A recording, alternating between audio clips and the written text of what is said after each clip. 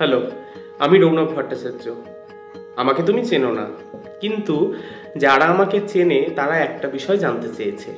তো ভাবলাম সবাইকে আলাদা করে বলার চেয়ে একেবারে একটা ভিডিও করে দিই, তাহলে সবাইকে একবারে বলা হয়ে যাবে।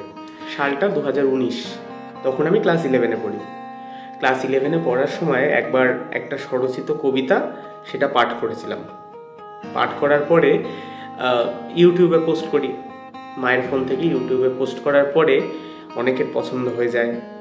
আমার স্কুলের টিচাররা ওনারা অ্যাপ্রিসিয়েট করেন, আশেপাশের পরিচিতরা তাদের কাছেও যায়।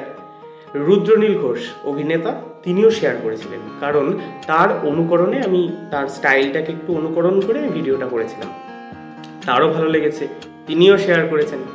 তো সেই সময় দাঁড়িয়ে খুব ইন্সপায়ার্ড হয়েছিলাম যে এইবার তো তার মানে আমি একটা বড় ইউটিউবার হয়েই গেলাম। এত লোক শেয়ার করছে, কমেন্ট করছে, লাইক করছে। খুব চেক করলাম, করে দেখলাম অনেক কিছু হয়েছে। 111টা সাবস্ক্রাইবার হয়ে গেছে আমার, খুব ভালো কথা। তো বড় একজন ইউটিউবারকে জিজ্ঞাসা করলাম যে আচ্ছা আমি ইউটিউবে ইমপ্রুভ কী করে করব।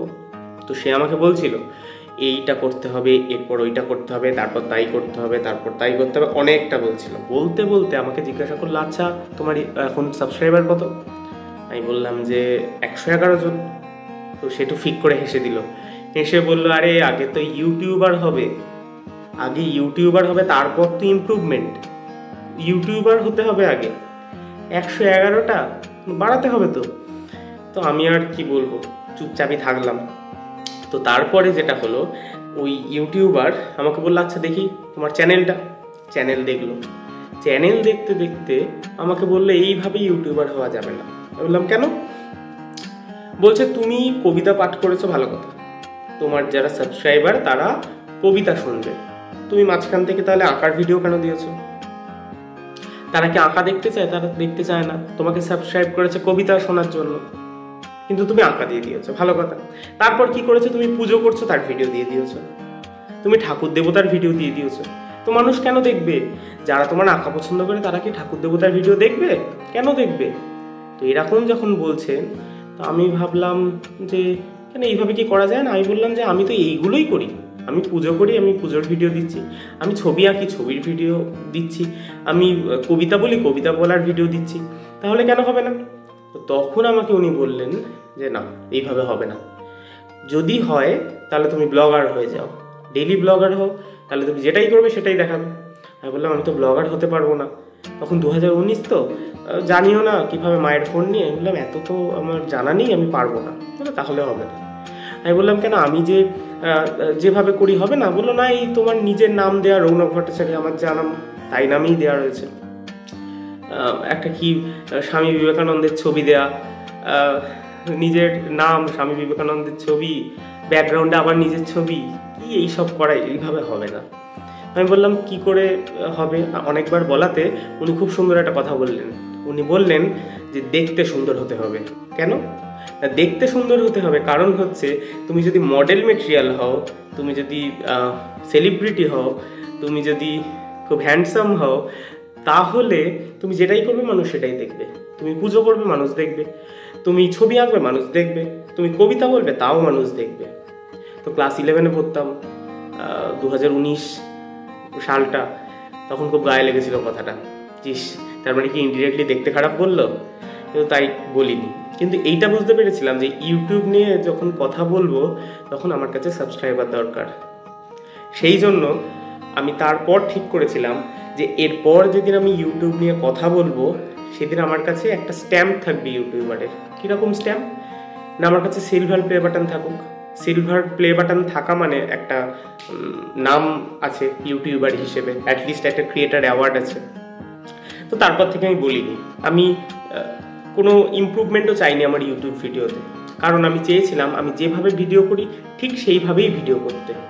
আমি চাইলে ইমপ্রুভ করতে পারতাম কিছু কিছু ক্ষেত্রে, কিন্তু আমি করিনি।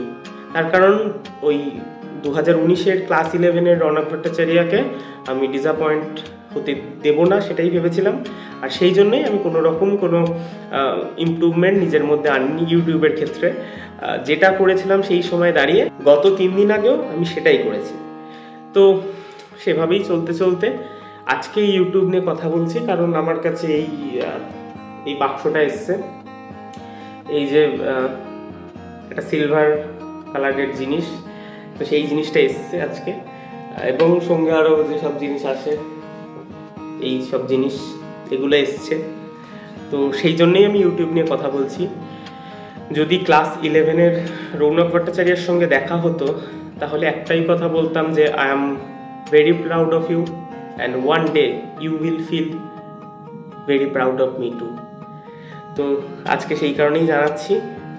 আশা করি যাদের একটা কনফিউশন, আমাকে অনেকেই জিজ্ঞাসা করেছেন যে কেন আমি কোনোদিন ইউটিউব নিয়ে কথা বলিনি।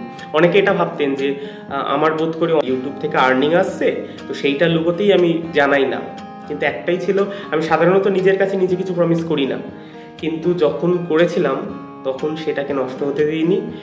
যদি শেয়ার করতাম হয়তো কিছুদিন আগে হতো, হয়তো 1-1.5 বছর আগে অ্যাটলিস্ট হতো 1 লাখ সাবস্ক্রাইবার, কিন্তু আমি সেটা করতে চাইনি।